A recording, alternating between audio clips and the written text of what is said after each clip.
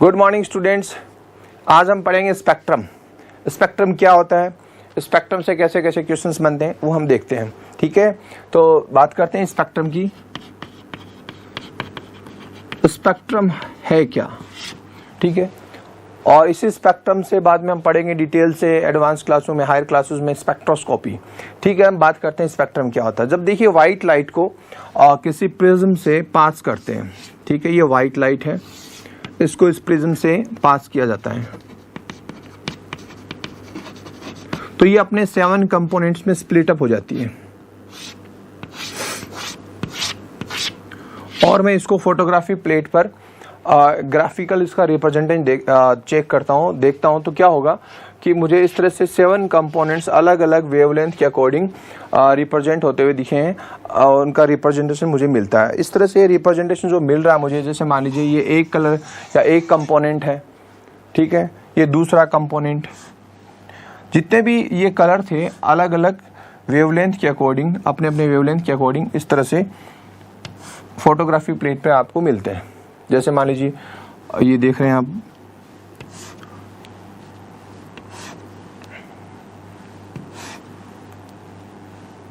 ठीक है, तो ये 7 कंपोनेंट्स है, 1 2 3 4 5 6 7।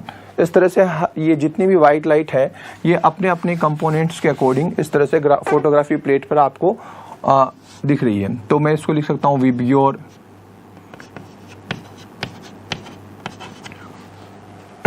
वॉयलेट, इंडिको, ब्लू, ग्रीन, येलो, ऑरेंज और रेड। तो देखिए, फिर से देखिए, जब व्हाइट लाइट को किसी प्रिज्म से पास किया तो ये व्हाइट लाइट है अपने अपने 7 कंपोनेंट्स में क्या हो गई, स्प्लिट अप हो गई। और इसको फोटोग्राफी प्लेट पर आपने देखा तो ये जो इंक्रीजिंग और डिक्रीजिंग ऑर्डर है वेवलेंथ और फ्रीक्वेंसी का, इसको हम क्या बोलते हैं, स्पेक्ट्रम बोलते हैं।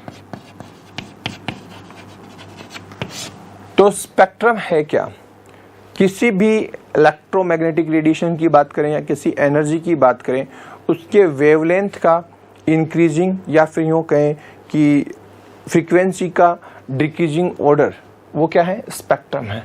तो वेवलेंथ और फ्रीक्वेंसी के इंक्रीजिंग और डिक्रीजिंग ऑर्डर को हम क्या बोल रहे हैं, स्पेक्ट्रम बोल रहे हैं। या यूँ और भी इजी कहें तो ये कहें कि एनर्जी का ग्राफ है, फोटोग्राफी प्लेट पर इलेक्ट्रोमैग्नेटिक रेडिएशन है, उसका जो ग्राफ है, ग्राफिकल रिप्रेजेंटेशन है, उसको हम क्या कहते हैं, स्पेक्ट्रम कहते हैं। ठीक है, तो ये स्पेक्ट्रम, और इस स्पेक्ट्रम की स्टडी को केमिस्ट्री की जिस ब्रांच में करते हैं उसको हम क्या बोलते हैं, स्पेक्ट्रोस्कोपी कहते हैं। ओके, तो स्पेक्ट्रोस्कोपी क्या है, स्पेक्ट्रम क्या है, ये देख लिया। जब व्हाइट लाइट प्रिज्म से पास की तो ये अपने 7 कंपोनेंट्स में स्प्लिट अप हो गई, और ये आपने फोटोग्राफी प्लेट पे इसको देखा, चेक किया, ये वेवलेंथ का इंक्रीजिंग और डिक्रीजिंग ऑर्डर है, इसको हम क्या बोल रहे हैं, स्पेक्ट्रम बोल रहे हैं। ठीक है, और ये सब जो जिस डिवाइस में ये सब कुछ चेक कर रहे हैं, ऑब्टेन कर रहे हैं, उसको बोलते हैं स्पेक्ट्रोस्कोप। क्या बोल रहे हैं इसको, स्पेक्ट्रोस्कोप। और इस ब्रांच जिसमें स्पेक्ट्रम की स्टडी करते हैं उसको बोलते हैं स्पेक्ट्रोस्कोपी। तो हमारे ये बहुत ही हल्का सा जो स्पेक्ट्रम है, जो इसके बारे में इतना डिटेल्स नहीं है, फिर भी हम थोड़ा पढ़ रहे हैं कैसे क्वेश्चन बनते हैं। ये देखिए, सबसे पहले पूछा जाता है क्लासिफिकेशन ऑफ स्पेक्ट्रम। स्पेक्ट्रम को क्लासिफाई कैसे करेंगे, देखिए, क्लासिफिकेशन ऑफ स्पेक्ट्रम। स्पेक्ट्रम को हम 2 तरह से कैटेगराइज किए, एक तो एमिशन स्पेक्ट्रम,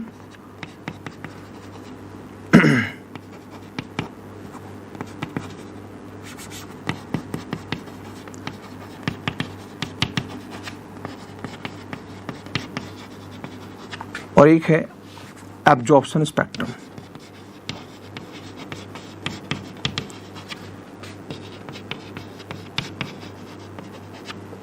एमिशन स्पेक्ट्रम और एब्जॉर्प्शन स्पेक्ट्रम देखिए क्या होता है। जब आपको पता है कि अलग अलग एनर्जी लेवल से, मान लीजिए लोअर एनर्जी लेवल N1 और ये क्या है, हाई एनर्जी लेवल N2।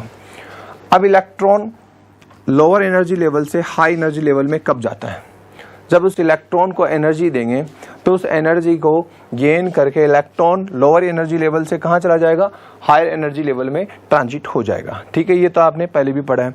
तो ट्रांजिशन कहाँ से कहाँ हुआ है, लोअर एनर्जी लेवल से हाई एनर्जी लेवल में। कैसे हुआ है, कुछ लाइट कुछ एनर्जी इसको दी तो ये क्या करेगा, उस लाइट और एनर्जी को एब्जॉर्ब करेगा और लोअर एनर्जी लेवल से हाई एनर्जी लेवल में चला गया। ओके, अब आपको पता है कि स्टेबिलिटी कहाँ है, लोअर एनर्जी लेवल में, क्योंकि हाई एनर्जी लेवल में इलेक्ट्रॉन तो अनस्टेबल हो गए, एनर्जी ज्यादा है।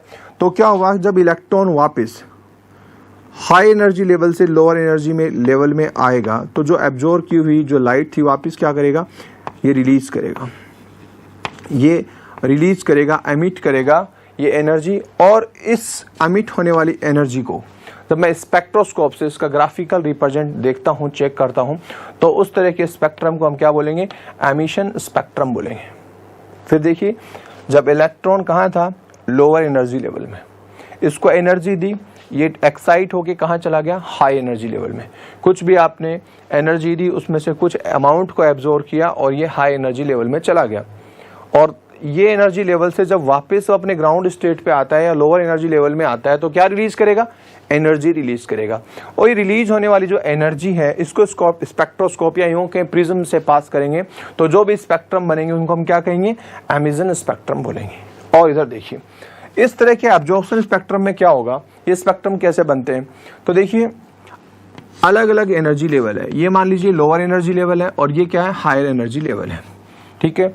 और इलेक्ट्रॉन लोअर एनर्जी लेवल में है, यहाँ पर इलेक्ट्रॉन है। तो बताइए ये यहाँ से यहाँ, यानी लोअर एनर्जी लेवल से हायर एनर्जी लेवल में कब ट्रांजिट करेगा, जब इसको क्या दी जाए, एनर्जी दी जाए। ये मान लीजिए कुछ एनर्जी इसको दी, उसको एब्जॉर्ब करके कहां से कहां चला गया, लोअर एनर्जी लेवल से हाई एनर्जी लेवल में चला गया, ठीक है। कुछ अमाउंट उसने एब्जॉर्ब कर ली, तो लेकिन रिमेनिंग जिसने एब्जॉर्ब नहीं की है, मान लीजिए यहाँ पर सपोज कीजिए 10 किलो जूल एनर्जी इसको दी, ठीक है। उसमें से कुछ 6 किलो जूल उसने एब्जॉर्ब कर ली, तो बची कितनी, 4। तो ये जो एनर्जी बच गई है एब्जॉर्ब करने के बाद में, जो रिमेनिंग अमाउंट ऑफ एनर्जी थी, इसको स्पेक्ट्रोस्कोपी से पास किया, स्पेक्ट्रोस्कोप से पास किया, यूं के प्रिज्म से पास किया, तो जो आपको ग्राफिकल रिप्रेजेंटेशन मिलेगा या जो स्पेक्ट्रम मिलेंगे उसको हम क्या बोलेंगे, एब्जॉर्प्शन स्पेक्ट्रम बोलेंगे। तो ये टेक्निकल चीजें हैं, टेक्निकल टर्म है, समझिए, समझने की कोशिश कीजिए। एमिशन स्पेक्ट्रम कब मिलेंगे, दोनों ही केस में, एब्जॉर्प्शन हो चाहे एमिशन हो, इलेक्ट्रॉन का ट्रांजिशन हो रहा है, ठीक है। यहाँ इलेक्ट्रॉन का ट्रांजिशन कहां से कहां हो रहा है, लोअर एनर्जी लेवल से हाई एनर्जी लेवल में चला गया, क्या एब्जॉर्ब किया, एनर्जी, ओके। जब ये वापस हायर एनर्जी लेवल से लोअर एनर्जी लेवल में आ रहा है तो क्या रिलीज कर रहा है, एनर्जी। और ये एनर्जी जो रिलीज की है वापस ऊपर से नीचे आने पर, तो इस एनर्जी को, जो एमिट होने वाली एनर्जी है, इसको इस प्रिज्म से या स्पेक्ट्रोस्कोप से पास करेंगे और जो स्पेक्ट्रम मिलेंगे हम उसको क्या बोलेंगे, एमिशन स्पेक्ट्रम बोलेंगे। और इस केस में क्या है, कुछ एनर्जी लेकर के ये कहां चला गया, इलेक्ट्रॉन हायर एनर्जी लेवल में चला गया, ठीक है। तो उसमें से क्या किया, कुछ एनर्जी को एब्जॉर्ब किया होगा इस इलेक्ट्रॉन ने, तभी ऊपर चला गया है। तो जो बची हुई एनर्जी थी एब्जॉर्ब करने के बाद, जो रिमेनिंग अमाउंट एनर्जी की थी वो क्या हो रही है, निकल रही है। जितना एब्जॉर्ब करना था कर लिया, बाकी की जो बची हुई एनर्जी है, रिमेनिंग अमाउंट ऑफ एनर्जी है, उसको स्पेक्ट्रोस्कोप से या यूं के प्रिज्म से पास करेंगे और जो स्पेक्ट्रम मिलेंगे उसको हम क्या बोलेंगे, एब्जॉर्प्शन स्पेक्ट्रम बोलेंगे। बोलो, बात क्लियर होती है, यस। अब दोनों ही तरह के स्पेक्ट्रम, चाहे एमिशन स्पेक्ट्रम हो चाहे वो एब्जॉर्प्शन स्पेक्ट्रम हो, दो तरह के होते हैं, लाइन स्पेक्ट्रम, लाइन स्पेक्ट्रम और क्या, बैंड स्पेक्ट्रम, बैंड स्पेक्ट्रम। और ये भी दो तरह के होंगे, लाइन एब्जॉर्प्शन स्पेक्ट्रम और band spectrum, band absorption spectrum, ठीक है। तो अब हम इनको बारी बारी से पढ़ते हैं, लाइन स्पेक्ट्रम क्या है और बैंड स्पेक्ट्रम क्या है, ठीक है। तो देखिए, तो स्पेक्ट्रम कुछ नहीं है, एनर्जी का ग्राफिकल रिप्रेजेंटेशन है। वेवलेंथ का इंक्रीजिंग या डिक्रीजिंग ऑर्डर में रिप्रेजेंटेशन, या यूं कहें फ्रीक्वेंसी का इंक्रीजिंग या डिक्रीजिंग ऑर्डर में रिप्रेजेंटेशन। अगर ये इलेक्ट्रोमैग्नेटिक रेडिएशन है तो ऐसे स्पेक्ट्रम को हम क्या बोलते हैं, इलेक्ट्रोमैग्नेटिक स्पेक्ट्रम बोलते हैं, ओके। तो हम बात करते हैं सबसे पहले एमिशन स्पेक्ट्रम की। देखिए इधर देखिए, ये अलग अलग एनर्जी लेवल्स हैं। समझाने के लिए फिर से बता रहा हूँ, ये लोअर एनर्जी लेवल है और ये हाई एनर्जी लेवल्स है। इलेक्ट्रॉन कहाँ है, लोअर एनर्जी लेवल में। तो आप बताइए, ये लोअर एनर्जी लेवल से हाई एनर्जी लेवल में कब जाएगा और कैसे जाएगा। आप कहेंगे कि इसको क्या मिले, एनर्जी मिले। तो कुछ एनर्जी लेकर के ये इलेक्ट्रॉन कहाँ चला गया, हाई एनर्जी लेवल से लोअर एनर्जी लेवल से हाई एनर्जी लेवल में चला गया। ये बात सबको क्लियर होती है। ये यहां से यहां तक ट्रांजिशन के लिए उसको कुछ क्या मिली होगी, कुछ ना कुछ एनर्जी मिली होगी, रेडिएशन के फॉर्म में, फोटोन के फॉर्म में एनर्जी इसने गेन की और यहां से यहां तक चला गया। ठीक है, अब क्या होगा, ये इलेक्ट्रॉन यहां पर हाई एनर्जी लेवल में क्या है, अनस्टेबल है, तो यहां से वापस क्या होगा, अपने ग्राउंड स्टेट या यूं के लोअर एनर्जी लेवल में आना चाहेगा स्टेबिलिटी के लिए। तो जब ये यहां से यहां तक आएगा तो इसने जितनी एनर्जी एब्जॉर्ब की थी उतनी एनर्जी क्या करेगा, रिलीज करेगा। ये वापस एमिट कर रहा है इतनी ही एनर्जी, ये लीजिए, उतनी ही एनर्जी रिलीज कर रहा है इन फॉर्म ऑफ रेडिएशन और फोटोन जो भी है। ठीक है, अब इस रिलीजिंग, इस एमिटिंग एनर्जी को आपने स्पेक्ट्रोस्कोप से पास किया, और इस स्पेक्ट्रोस्कोप में क्या होता है, प्रिज्म होते हैं, जो भी ये मेथड है इसका। ठीक है, इस स्पेक्ट्रोस्कोप से आपने जब इसको पास किया इस एनर्जी को, तो आपको फोटोग्राफी प्लेट पर इस तरह से कुछ चमक मिलती है। ये फोटोग्राफी प्लेट है, ठीक है, और ये पूरा जो पीछे डार्क स्पेस है, इसका पीछे पूरा क्या है, डार्क स्पेस है, उसमें आपको कुछ ब्राइट लाइंस मिलती है और उनके लाइनों के बीच में कुछ स्पेस है जो डार्क स्पेस है, काला पूरा का पूरा पर्दा जैसा लग रहा है, और उस काले पर्दे पर चमकीली लाइन आपको मिलती है। और इस तरह के स्पेक्ट्रम को बोलते हैं लाइन स्पेक्ट्रम। क्या बोल रहे हैं, लाइन स्पेक्ट्रम। ठीक है, लेकिन ये एब्जॉर्प्शन से मिला है या रिलीज होने से, एमिशन से बना है? डेफिनेटली ये स्पेक्ट्रम जब इलेक्ट्रॉन ऊपर से नीचे आ रहा था तो एनर्जी रिलीज कर रहा है, एमिट कर रहा है, उस एमिटिंग एनर्जी को, जो रिलीज होने वाली एनर्जी को स्पेक्ट्रोस्कोप से पास करें या प्रिज्म से पास करें, तब जाकर के ये आपको लाइन स्पेक्ट्रम मिल रहा है। इसलिए इसको हम क्या बोल सकते हैं, एमिशन लाइन स्पेक्ट्रम। क्या है ये, emission line spectrum. Emission light से बना है, बाहर निकलने वाली लाइट से बना है, इसलिए क्या है, एमिशन लाइन स्पेक्ट्रम है। और ऐसे स्पेक्ट्रम एटम्स रिप्रेजेंट करते हैं, इसलिए इसको एटॉमिक एमिशन स्पेक्ट्रम भी बोलते हैं, स्पेक्ट्रम। तो जो भी एटम्स होंगे वो हमेशा लाइन स्पेक्ट्रम देते हैं, इसलिए इनको क्या बोलते हैं, एटॉमिक स्पेक्ट्रम भी बोलते हैं। ओके, फिर से देख लिए, जब इलेक्ट्रॉन पहले एनर्जी एब्जॉर्ब करके कहाँ चला गया था, हाई एनर्जी लेवल में। ओके, वहां से जब वापस ग्राउंड स्टेट में या लोअर एनर्जी लेवल में आता है तो क्या करता है, कुछ ना कुछ एनर्जी को एमिट करता है। उस एमिट होने वाली एनर्जी को आप स्पेक्ट्रोस्कोप से पास करेंगे तो आपको फोटोग्राफी प्लेट पर जो पूरा ब्लैक पर्दा है उस पर आपको क्या दिखाई देंगी, ब्राइट लाइंस, इस तरह से चमकती हुई लाइन दिखाई देंगी। दो लाइनों के बीच में ब्लैक स्पेस है, डार्क स्पेस है, और ऐसे स्पेक्ट्रम को हम क्या बोलते हैं, लाइन स्पेक्ट्रम। और लाइन स्पेक्ट्रम हमेशा कौन रिप्रेजेंट करते हैं, एटम रिप्रेजेंट करते हैं, इसलिए इनको हम क्या बोल सकते हैं, एटॉमिक स्पेक्ट्रम भी बोल सकते हैं। बोलिए, ये बात क्लियर होती है? यस। अब हम बात करते हैं बैंड स्पेक्ट्रम की, लेकिन हम बात कर रहे हैं दोनों ही केस में। पहले हमने बात किया ये लाइन स्पेक्ट्रम, ये किस टाइप का था, एमिशन लाइन स्पेक्ट्रम। अब हम बात करेंगे एमिशन बैंड स्पेक्ट्रम की बात करते हैं। तो देखिए, इस बार वही कंसेप्ट, लेकिन इस बार एटम पर ना अप्लाई करके हम किस पे अप्लाई कर रहे हैं, मॉलिक्यूल पे अप्लाई कर रहे हैं। मान लीजिए मॉलिक्यूल में, ये मॉलिक्यूल है, कोई भी मॉलिक्यूल्स में ये ट्रांजिशन की बात करते हैं। ये इलेक्ट्रॉन ग्राउंड स्टेट या लोअर एनर्जी लेवल में कुछ अमाउंट एनर्जी इनको मिली, तो इलेक्ट्रॉन एक्साइट होके कहाँ चले गए, हाई एनर्जी लेवल में चले गए। ठीक है, तो ये हाई एनर्जी लेवल से इलेक्ट्रॉन वापस क्या होंगे, अपने लोअर एनर्जी लेवल में आना चाहेंगे। जब लोअर एनर्जी लेवल में आएंगे तो बताइए क्या रिलीज करेंगे, एनर्जी रिलीज करेंगे। ये कुछ ना कुछ अमाउंट एनर्जी की एमिट करेंगे। ठीक है, और इस एमिट होने वाली एनर्जी को आप स्पेक्ट्रोस्कोप या प्रिज्म से पास करेंगे। स्पेक्ट्रोस्कोप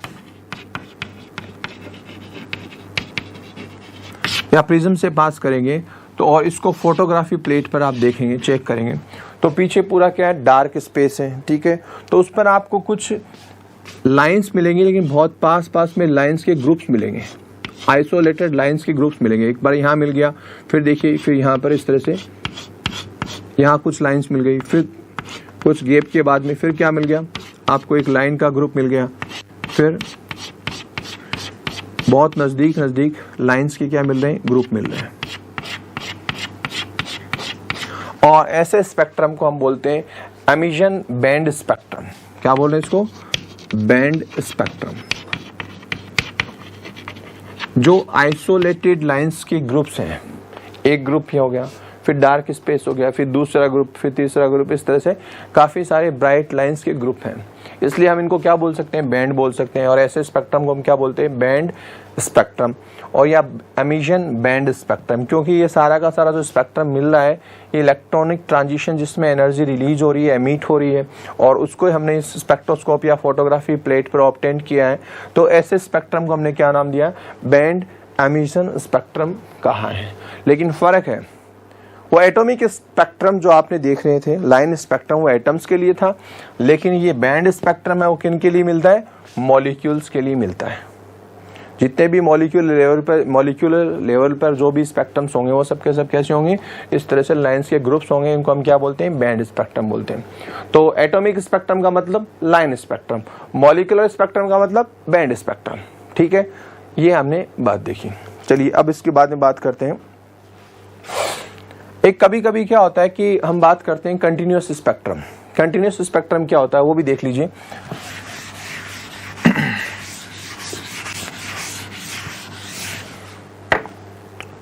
जैसे व्हाइट लाइट है, स्पेक्ट्रोस्कोप से पास किया व्हाइट लाइट, ठीक है, तो ये अपने अपने डिफरेंट कलर्स में क्या होगा, स्प्लिट अप हो जाएगा। ठीक है, ये फोटोग्राफी प्लेट पर ले लिया, फोटोग्राफी प्लेट पर जब आपने देखा तो क्या ऑब्टेन किया, डिफरेंट कलर। जैसे मान लीजिए ये एक कलर है, ठीक है, उसके बाद में कंटिन्यूस क्या है, दूसरा कलर आ गया, दूसरे कलर का आपको पट्टा या बैंड मिल गया, ठीक है, रीजन मिल गया। फिर ये थर्ड अलग कोई रीजन मिल गया, अलग कलर का डिफरेंट है, फिर ये कोई अलग कलर का रीजन मिल गया, ठीक है। ये मान लीजिए सब अलग अलग कलर्स के हैं, ठीक है।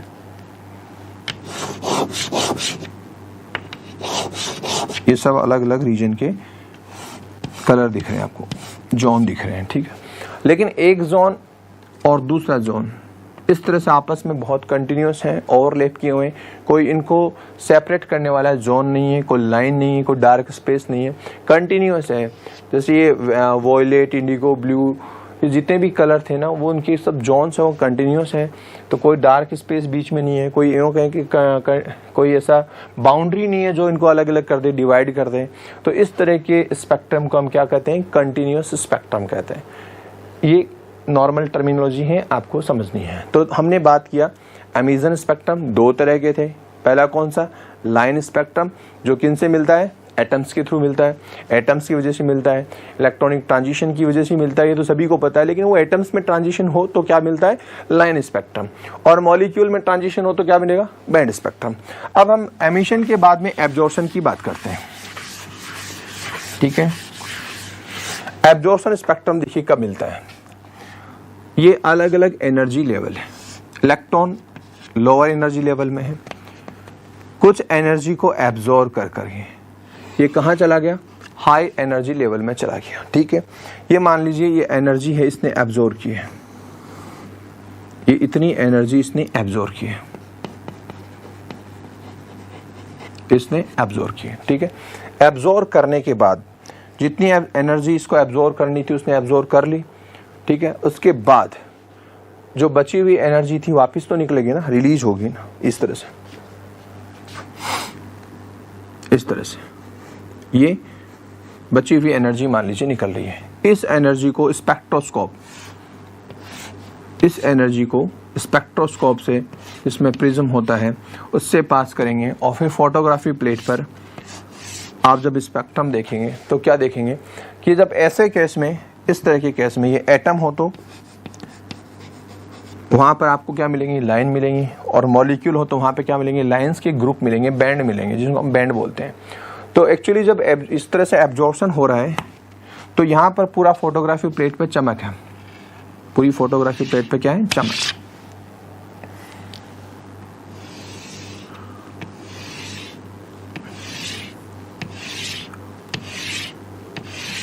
ठीक है, पूरी फोटोग्राफी प्लेट पे, क्योंकि लाइट जा रही है, पूरा का पूरा रिफ्लेक्ट कर रही है। लेकिन इसमें से कुछ कंपोनेंट्स, कुछ कंपोनेंट वाली लाइट क्या हो गई है, एब्जॉर्ब हो चुकी है, और जहां जहां एब्जॉर्ब हुई है वहां पर क्या मिल रही है, डार्क लाइन ऑब्टेन हो रही है। वहां पर एनर्जी की कमी है, उतनी एनर्जी एब्जॉर्ब होने से वहां पर आपको क्या मिल रही है, इस तरह से लाइट की कमी हो गई या यूं कहें एनर्जी की कमी हो गई, तो आपको क्या मिल रही है, आपको डार्क लाइन ऑब्टेन हो रही है।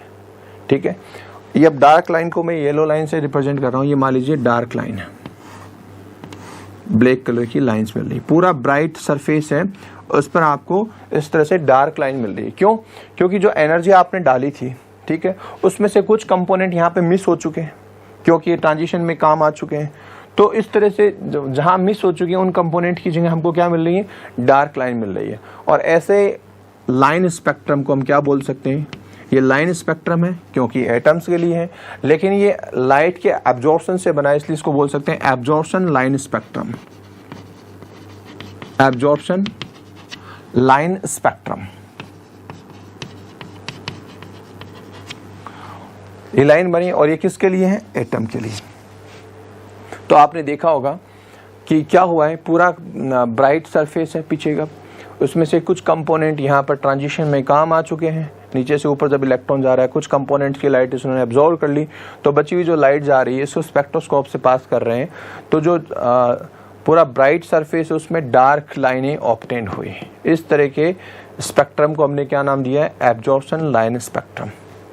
ठीक है, और अगर यहाँ पर आइसोलेटेड लाइंस के ग्रुप मिलते हैं, ठीक है, इस तरह से, तब हम उसको क्या बोलते हैं, एब्जॉर्प्शन बैंड स्पेक्ट्रम। लेकिन बैंड स्पेक्ट्रम किसके लिए मिलता, हमको मॉलिक्यूल्स के लिए मिलता। ठीक है, ये बात आपको क्लियर होती है।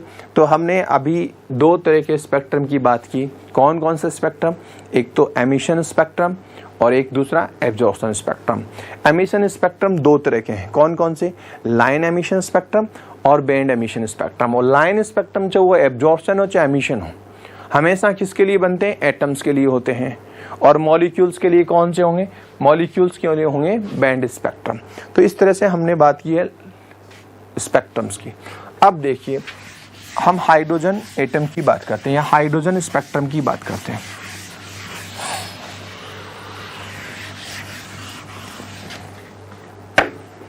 हम बात कर रहे हैं हाइड्रोजन स्पेक्ट्रम।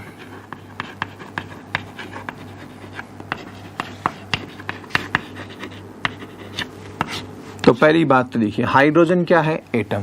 तो जो इसका एमिशन स्पेक्ट्रम होगा वो किस तरह का होगा, लाइन स्पेक्ट्रम। तो हाइड्रोजन स्पेक्ट्रम एटम होने की वजह से हम क्या बोल सकते हैं, वो लाइन स्पेक्ट्रम होगा। तो हम हेडिंग ये भी लगा सकते थे, हाइड्रोजन लाइन स्पेक्ट्रम। अंडरस्टूड है, हाइड्रोजन एटम है तो डेफिनेटली एटम के लिए कैसे स्पेक्ट्रम होंगे, लाइन स्पेक्ट्रम होंगे। तो आप चाहो तो लिख सकते हैं hydrogen line spectrum, hydrogen line spectrum. ठीक है, अब देखिए, मान लीजिए अलग अलग एनर्जी लेवल्स की बात करते हैं। ये first energy level, then second energy level, third, fourth, इस तरह से क्या हो, अलग अलग एनर्जी लेवल्स को आप रिप्रेजेंट कर दीजिए। फिफ्थ, सिक्स्थ,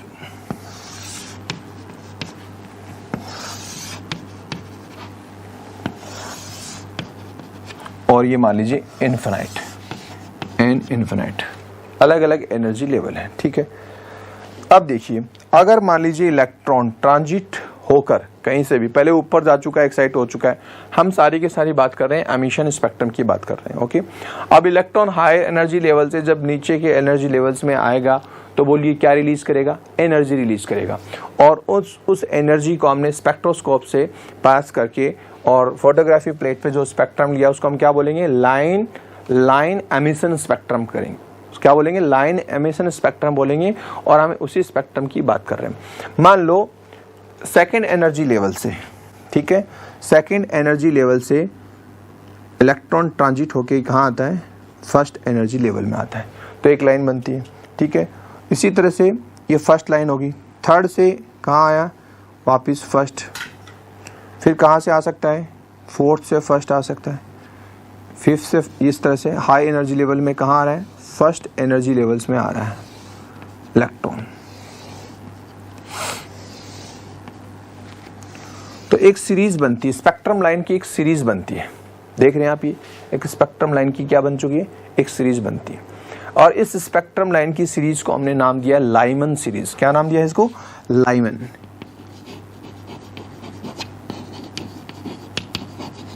लाइमन सीरीज बोलती है। तो आपसे पूछेगी कि लाइमन सीरीज क्या है। जब इलेक्ट्रॉन्स हाई एनर्जी लेवल से, इलेक्ट्रॉन हाई एनर्जी लेवल से ट्रांजिट होके कहाँ आ रहे हैं, फर्स्ट एनर्जी लेवल में आ रहे हैं, तो जो स्पेक्ट्रम लाइंस बनती हैं, स्पेक्ट्रम लाइन की जो सीरीज है, जो ग्रुप्स है, उसको हम क्या बोलते हैं, लाइमन सीरीज बोलते हैं। क्या बोल रहे हैं इसको, लाइमन सीरीज। और इस दौरान जब ये ट्रांजिशन होता है तो ये जो एनर्जी रिलीज हो रही है, इन एनर्जी की जो फ्रीक्वेंसी या वेवलेंथ है वो अल्ट्रावायलेट यूवी रीजन के बराबर होती है। किसके बराबर होती है, यूवी रीजन के बराबर होगी, तकरीबन इस रीजन के बराबर, या इस जोन में इनकी फ्रीक्वेंसी या वेवलेंथ होंगे, अल्ट्रावायलेट रीजन। ओके, इसी तरह से अगर इलेक्ट्रॉन हाई एनर्जी लेवल से, जैसे मान लीजिए बात करते हैं थर्ड एनर्जी लेवल से सेकंड में आता है, ये फर्स्ट स्पेक्ट्रम लाइन होगी इसके लिए। फिर फोर्थ से कहाँ आता है, सेकंड में आता है। फिर फिफ्थ से सेकंड में आता है। फिर सिक्स से, इस तरह से हाई एनर्जी लेवल से इलेक्ट्रॉन ट्रांजिट होके कहाँ आता है, सेकंड एनर्जी लेवल्स में आता है। ठीक है, तो ऐसे स्पेक्ट्रम लाइन के ग्रुप्स को या ऐसी सीरीज को हमने नाम दिया बामर सीरीज। बामर सीरीज। और इस सीरीज में जितने भी ट्रांजिशन हो रहे हैं उनमें रिलीज होने वाली लाइट या एनर्जी की फ्रीक्वेंसी और वेवलेंथ है वो विजिबल रीजन की या विजिबल जोन के इक्वल होती है। तो जितने भी हम चीजें देख रहे हैं उनमें जितने भी ट्रांजिशन हो रहे हैं वो कौन सी सीरीज की ट्रांजिशन है, बामर सीरीज। इसमें लोअर एनर्जी लेवल क्या होगा, सेकंड, और हाई एनर्जी लेवल जैसे थर्ड से भी आ सकता है, फोर्थ से भी आ सकता है, फिफ्थ से भी आ सकता है। तो हम बात करें कि फर्स्ट लाइन क्या होगी, जब थर्ड से कहाँ आएगा, सेकंड में। बामर सीरीज की फर्स्ट स्पेक्ट्रम लाइन क्या होगी, थर्ड से सेकंड। सेकंड स्पेक्ट्रम लाइन क्या होगी, थर्ड, फोर्थ से सेकंड। इस तरह से आप नंबर भी इनको दे सकते हैं। तो एनीवे, आप मोटे तौर पे क्या समझे कि अगर इलेक्ट्रॉन हाई एनर्जी लेवल से ग्राउंड स्टेट या फर्स्ट एनर्जी लेवल में आता है तो जो स्पेक्ट्रम लाइन बन रही है, जो सीरीज बनना है, जो ग्रुप बनना है, उसको हमने क्या नाम दिया, लाइमन। और इस दौरान जितने भी ट्रांजिशन हुए हैं उनसे रिलीज होने वाली एनर्जी की फ्रीक्वेंसी और वेवलेंथ कहें तो कौन से जोन की फ्रीक्वेंसी और वेवलेंथ के सिमिलर होंगे, तो आप कहेंगे सर ये अल्ट्रावायलेट जोन के इक्वल होंगे। और दूसरी बात करते हैं, जब हाई एनर्जी लेवल से कहीं से भी सारे इलेक्ट्रॉन ट्रांजिट होकर के कहाँ आ रहे हैं, सेकेंड एनर्जी लेवल में आ रहे हैं। ठीक है, तो इस सीरीज को हमने क्या नाम दिया, बामर सीरीज नाम दिया है। और इनसे रिलीज होने वाली एनर्जी की फ्रीक्वेंसी और वेवलेंथ कौन से जोन के इक्वल होंगे, तो आप बताएंगे सर ये विजिबल रीजन या विजिबल जोन के इक्वल होंगे। ठीक है, इसी तरह से मान लीजिए हाई एनर्जी लेवल से, जैसे अभी फोर्थ से बात करते हैं, फोर्थ से थर्ड में, फोर्थ से थर्ड में, ठीक है, फिर फिफ्थ से, फिर सिक्स्थ से, इस तरह से हाई एनर्जी लेवल से इलेक्ट्रॉन ट्रांजिट होके थर्ड एनर्जी लेवल में आते हैं, इनफिनाइट से भी। तो ऐसी सीरीज को बोलते हैं पाश्चन, पाश्चन सीरीज। ठीक है, और इसकी जो एनर्जी जो रिलीज हो रही है वो IR रीजन के इक्वल होती है। जो रिलीज होने वाली एनर्जी है ड्यूरिंग दिस ट्रांजिशन, एमिशन और releasing amount of energies frequency is equal to IR reason.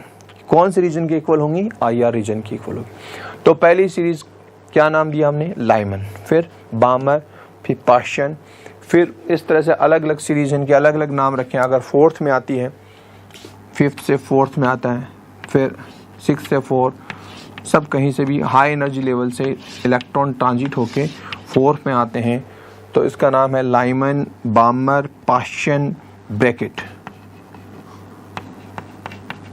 Brackett series. और इसकी फ्रीक्वेंसी भी IR रीजन के बराबर होती है। ठीक है, इसके बाद में फोर्थ के अलावा मान लीजिए फिफ्थ में आ रहे हैं, सिक्स से फिफ्थ में आ रहा है, सेवन से फिफ्थ में आ रहा है, हाई एनर्जी लेवल से इलेक्ट्रॉन ट्रांजिट होके कहाँ आ रहे हैं, फिफ्थ एनर्जी लेवल में आ रहे हैं। तो इसका भी एक अलग नाम है, लाइमन, बामर, पाश्चन, ब्रैकेट, फुंड, फुंड सीरीज, और इसकी जो फ्रीक्वेंसी रिलीज हो रही है उस लाइट की, उस एनर्जी की फ्रीक्वेंसी भी किस जोन के इक्वल है? इंफ्रारेड जोन के इक्वल है। ठीक है, तो लाइमन, बामर, पाश्चन, ब्रैकेट, फुंड, फिर इसके बाद में 6th में आता है तो उस ग्रुप को, उस सीरीज को नाम दिया हम्फ्री। क्या नाम दिया है? हम्फ्री। और उसकी जो फ्रीक्वेंसी है वो भी इंफ्रारेड या यूं के फार IR रीजन के इक्वल है। तो स्टूडेंट्स आपको यहाँ टेक्निकल जो की टर्म है इनका नाम याद रखना। जैसे मैं कहूँ कि इलेक्ट्रॉन क्या है, 5th एनर्जी लेवल से ट्रांजिट होके आ रहा है बामर सीरीज में। तो बामर सीरीज में हम बात करेंगे, हाई एनर्जी लेवल की बात की 5th, और बामर सीरीज की बात करते हैं तो डेफिनेटली कहां तक आ रहा है? 2nd एनर्जी लेवल में आ रहा है। तो लोअर एनर्जी लेवल क्या होगा? 2 होगा। तो यहां से क्वेश्चंस बनेंगे तो आप उसको एक तो ये याद रखना है कि कौन सी सीरीज है और उसका ग्राउंड लोअर एनर्जी लेवल क्या होगा और हाई एनर्जी लेवल क्या होगा। तो इसको याद रखने के लिए देखिए, पहले आपको याद रहना होगा लाइमन, बामर, पाश्चन, ब्रैकेट, फुंड और हम्फ्री। ये नहीं भी देखें तो कोई दिक्कत नहीं, हम्फ्री। ठीक है, लिख लो। ठीक है, लोअर एनर्जी लेवल,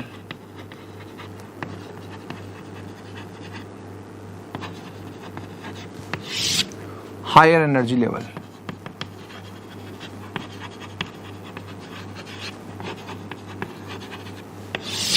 और इनकी फ्रीक्वेंसी कौन से जोन के इक्वल है? वो जोन या फ्रीक्वेंसी का लेवल। ठीक है, ये आप लोगों को याद रहना चाहिए। लाइमन में बताइए कहीं से भी इलेक्ट्रॉन आ रहा है तो कहाँ पर आएगा? इसका लोअर एनर्जी लेवल है जिसको मैं N1 से लिख रहा हूँ, हाई एनर्जी लेवल को मैं N2 से लिख रहा हूँ, वो याद रखना। लाइमन के लिए क्या होगा? लोअर एनर्जी लेवल क्या होगा? 1। कहीं से भी इलेक्ट्रॉन ट्रांजिट होकर कहाँ आएंगे? 1st एनर्जी लेवल में आएंगे। तब अपने आप उस सीरीज को हम क्या बोलेंगे? लाइमन सीरीज बोलेंगे। इलेक्ट्रॉन जब ट्रांजिट होकर 2nd एनर्जी लेवल में आएंगे तो उस सीरीज को हमने क्या नाम दिया है? बामर।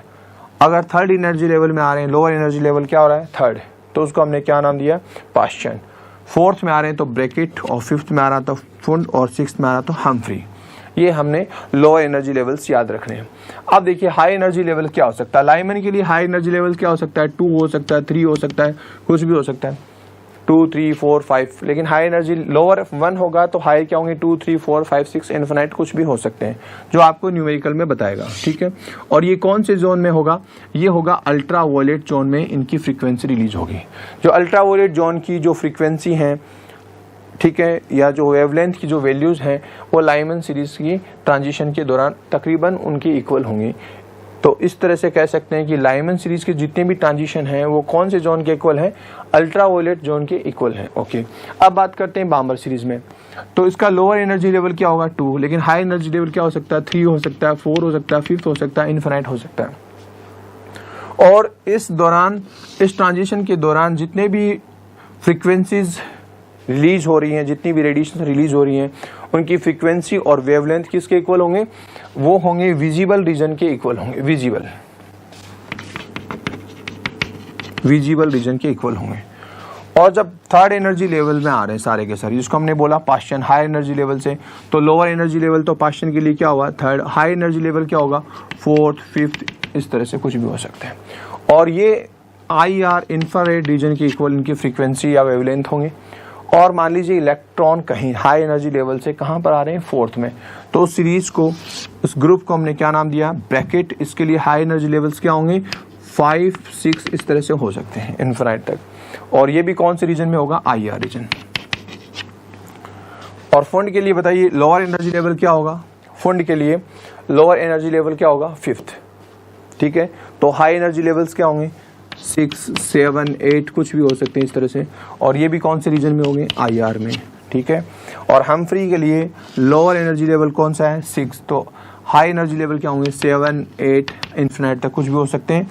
और ये कौन से रीजन में होगा? फार IR। ये कौन से रीजन में इसकी फ्रीक्वेंसीज होंगी? फार IR में होंगी। तो स्टूडेंट्स, इस तरह से आपने स्पेक्ट्रम लाइन के बारे में पढ़ा। तो ये है क्या? कुछ नहीं, इलेक्ट्रॉन ट्रांजिट होकर हाई एनर्जी लेवल से कुछ किसी न किसी एनर्जी लेवल में आ रहे हैं। अगर ये फर्स्ट में आ रहे हैं तो इस स्पेक्ट्रम लाइन को क्या नाम दिया हमने? लाइमन। 2nd में आ रहे हैं तो बामर, 3rd में आ रहे हैं तो पाश्चन। इस तरह से आपको इनके कुछ नाम याद रखने हैं। सब स्पेक्ट्रम लाइन के अलग अलग मैंने नाम बताए हैं। अब इनसे क्वेश्चन कैसे आ सकते हैं वो आप थोड़ा देखिए। देखिए स्टूडेंट्स, अगर मान लीजिए आपको ये कहे कि इलेक्ट्रॉन थर्ड एनर्जी लेवल से, कहाँ से बात कर रहा है, थर्ड एनर्जी लेवल से दिया है, एनर्जी लेवल क्या है, third, n equal to third. Balmer series में इलेक्ट्रॉन थर्ड एनर्जी लेवल से आ रहा है, तो बताइए इस दौरान, इस ट्रांजिशन के दौरान जो एनर्जी रिलीज होगी उसकी वेवलेंथ क्या होगी, वो कैलकुलेट कीजिए।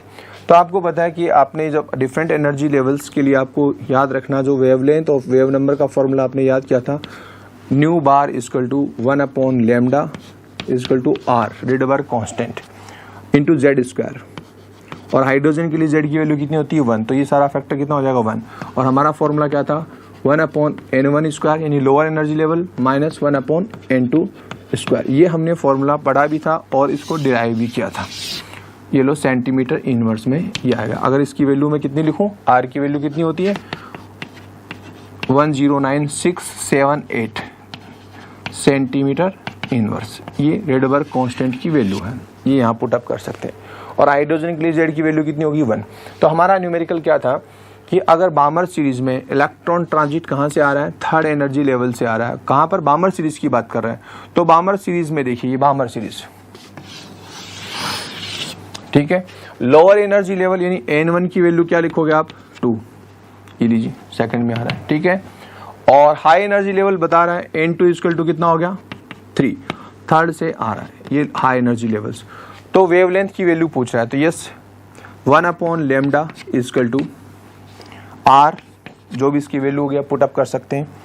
हाइड्रोजन के लिए बात करते हैं तो z की वैल्यू कितनी होगी 1, तो नहीं लिख रहे, यस। लोअर एनर्जी लेवल कितना है 2 का square minus high energy level कितना है 3 का स्क्वायर, ठीक है।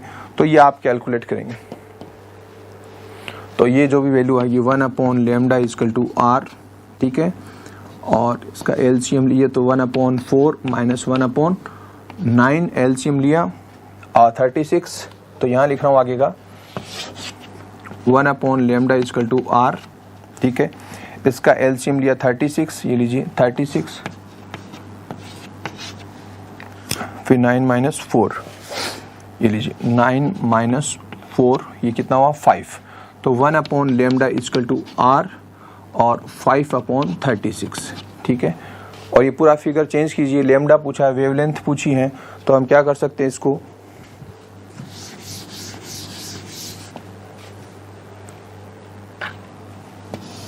1/λ, लेमडा की वैल्यू पूछी है, तो लेमडा इक्वल टू पूरा का पूरा क्या हो जाएगा, चेंज हो जाएगा। तो क्या लिखेंगे 36/5r, और ये किस में आ रहा है सेंटीमीटर में। ये इस तरह से लेमडा निकाल सकते हैं। और आप इसकी डिजिटल वैल्यू निकालना चाहें तो आप r की वैल्यू पुटअप करेंगे, r जो रिडबर्ग कांस्टेंट है उसकी वैल्यू पुटअप करेंगे, तो आप एग्जैक्ट वैल्यू लेमडा की निकाल सकते हैं। आपको इस फॉर्म में भी पूछ सकते हैं, ठीक है। जब आपने r की वैल्यू निकाल ली, लेमडा की वैल्यू निकाल ली, तो आपसे क्या पूछ सकता है, फ्रीक्वेंसी पूछ सकता है। तो फ्रीक्वेंसी के लिए आपके पास क्या formula, c equal to nu lambda, जो आपने पढ़ा है, c equal to nu lambda, c equal to nu lambda, ठीक है। फ्रीक्वेंसी पूछ रहा है तो न्यू इक्वल टू क्या होगा c/λ। c की वैल्यू आपको पता है कितनी होती है, लाइट की स्पीड 3 × 10⁸ मीटर पर सेकेंड, ठीक है। लेकिन यहाँ पर किस में, सेंटीमीटर में, इसलिए आपको किस में कन्वर्ट करना पड़ेगा, मीटर की बजाय आप सेंटीमीटर में लेंगे। 3 × 10⁻10 सेंटीमीटर पर सेकेंड ये लाइट होगी। और ये जो लेमडा वैल्यू है ये यहाँ से आप यहाँ पुटअप करते हैं, तो उससे क्या हो जाएगी, फ्रीक्वेंसी कैलकुलेट कर सकते हैं। तो स्टूडेंट्स इस तरह से आप क्या कर सकते हैं, एक एनर्जी लेवल से दूसरे एनर्जी लेवल में इलेक्ट्रॉन ट्रांजिट करते हैं तो उनकी आप क्या कर सकते हैं, फ्रीक्वेंसी या वेवलेंथ कैलकुलेट कर सकते हैं। और पहले भी हमने ये किया है। बस फ़र्क क्या है, इस बार आपको हाई एनर्जी लेवल का नाम बता दिया लेकिन लोअर एनर्जी लेवल का नाम नहीं बताया, उसकी जगह नाम ले दिया बामर सीरीज। तो अंडरस्टूड है, बामर सीरीज में लोअर एनर्जी लेवल क्या होगा 2 होगा, हाई एनर्जी लेवल 5th है, ठीक है।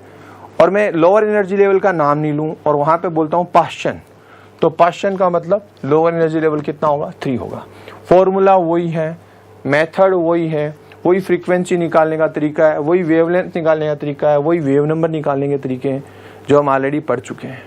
फ़र्क क्या है, बस आपको ये टर्म्स याद रखना है कि लाइमन सीरीज का मतलब लोअर एनर्जी लेवल क्या होगा 1, और बामर का मतलब लोअर एनर्जी लेवल क्या है 2, इस तरह से। और कभी कभी ये भी पूछते हैं कि जब इलेक्ट्रॉन हाई एनर्जी लेवल से लोअर एनर्जी लेवल में आते हैं तो कितने स्पेक्ट्रम लाइन बनेंगे। तो टोटल स्पेक्ट्रम लाइन कैलकुलेट करने के लिए एक फॉर्मूला है, वो याद रखना आप लोग। टोटल स्पेक्ट्रम लाइन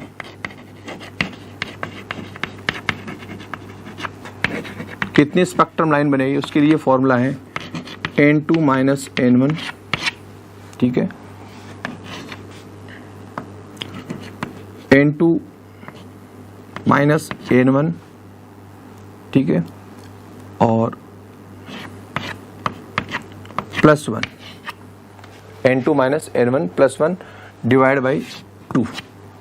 इस फॉर्मूले से n2 क्या है हाई एनर्जी लेवल, n1 क्या है लोअर एनर्जी लेवल, और इस फॉर्मूले से आप वैल्यू पुटअप करके क्या निकाल सकते हैं कि कितनी स्पेक्ट्रम लाइन बनेगी, आप लोगों को कैलकुलेट करना आना चाहिए।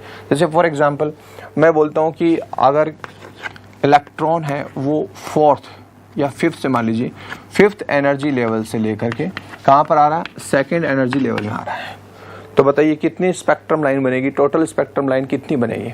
तो आप total spectrum line equal to, तो n2 की वैल्यू तो क्या रखेंगे 5 और n1 की वैल्यू क्या रखेंगे 2, ओके। और इधर देखिए 5 माइनस 2 और प्लस 1। पहले आप इसको सॉर्ट आउट कर लीजिए, तो यहाँ पे क्या हुआ 3 और इंटू ये क्या हुआ, पहले इसको सॉर्ट आउट कीजिए, 3 और एक ऐड किया कितना हुआ 4, तो टोटल कितना हुआ 12 स्पेक्ट्रम लाइन बनेगी। कितने स्पेक्ट्रम लाइन बनेगी 12, जब इलेक्ट्रॉन 5th एनर्जी लेवल से कहाँ पर आ रहा है 2nd एनर्जी लेवल में आ रहा है, तो 5 स्पेक्ट्रम लाइन बनेगी। स्पेक्ट्रम लाइन से मतलब क्या है, देखिए मैं एक बार फिर से बता देता हूँ, समझिए आप इस चीज़ को। जैसे मान लीजिए मैं सिंपल सा एक एग्जांपल लेके दिखा रहा हूँ। अगर इलेक्ट्रॉन 2nd एनर्जी लेवल से फर्स्ट में आ रहा है n1, n2 और n3, तो कितने स्पेक्ट्रम लाइन बनेगी, कहाँ से कहाँ आ रहा है 2nd से, तो ये लीजिए 2nd से फर्स्ट में आ रहा है, सिर्फ एक स्पेक्ट्रम लाइन बनेगी, ठीक है। चलिए अब बात करते हैं कि 3rd से फर्स्ट में आ रहा है, 3rd से फर्स्ट में आ रहा है तो कितने स्पेक्ट्रम लाइन बन सकती है। तो देखिए 3rd से फर्स्ट में आ रहा है तो एक तो ये डायरेक्ट आ सकता है, ठीक है। एक दूसरा केस क्या हो सकता है, पहले 3rd से कहाँ जाए 2nd में, और फिर 2nd से कहाँ जाए फर्स्ट में, तो टोटल कितनी लाइन बनी 1, 2 और 3, तो 3 लाइन बनी। तो इस फॉर्मूले में अगर वैल्यू रखें 3rd से फर्स्ट में आने के लिए, ठीक है, तो देखिए टोटल स्पेक्ट्रम लाइन कितनी बनेगी, हाई एनर्जी लेवल क्या है 3, लोअर एनर्जी लेवल क्या है 1, ठीक है, 3 माइनस 1 प्लस 1 अपॉन 2, ये हमारे फॉर्मूले में वैल्यू रखी है। तो यहाँ क्या रखा 2 इंटू 2 प्लस 3 माइनस 1 2, और 2 में एक ऐड किया कितना हुआ 2, तो ये लिखिए 2, ओके, डिवाइड बाई 2, 2 को 2 से मल्टीप्लाई किया कितना, सॉरी 3 माइनस 1 2, और 2 में एक ऐड किया 3, यस 3 को 2 से मल्टीप्लाई किया कितना हुआ 6 बाई 2, बताइए कितना आया 3। तो हमने देखा 1 2 3 लाइन मिली, इस फॉर्मूले से निकाला आपने 3, ठीक है। इस तरह से किसी भी लेवल पर कितना लाइन बन रही है आप इस फॉर्मूले से कैलकुलेट कर सकें। फॉर्मूला हमारा क्या है, टोटल कितनी स्पेक्ट्रम लाइन मिल रही है n2 minus n1 capital bracket small bracket n2 minus n1 plus 1 divide by 2, ये फॉर्मूला याद रखना आपको। इस तरह से आप टोटल स्पेक्ट्रम लाइन कैलकुलेट कर सकते हैं। तो हमारे पास अब जो दो फॉर्मूले हैं जिनसे बार बार मैं आपसे क्वेश्चन पूछेंगे वो ये हैं, पहला तो वेवलेंथ या फ्रीक्वेंसी निकालने के लिए, फ्रीक्वेंसी तभी निकाल पाएंगे जब आप वेवलेंथ निकालेंगे। क्या है रेडबर्ग कांस्टेंट, जेड की वैल्यू 1 रखी, तो डायरेक्ट फॉर्मूला क्या होगा लोअर एनर्जी लेवल का square minus higher energy level का स्क्वायर। ये किसमें, अगर यहाँ आर की वैल्यू सेंटीमीटर में रखेंगे तो ये सेंटीमीटर इनवर्स में इसकी वैल्यू आ जाएगी, पहला फॉर्मूला। दूसरा टोटल स्पेक्ट्रम लाइन निकालने के लिए, टोटल स्पेक्ट्रम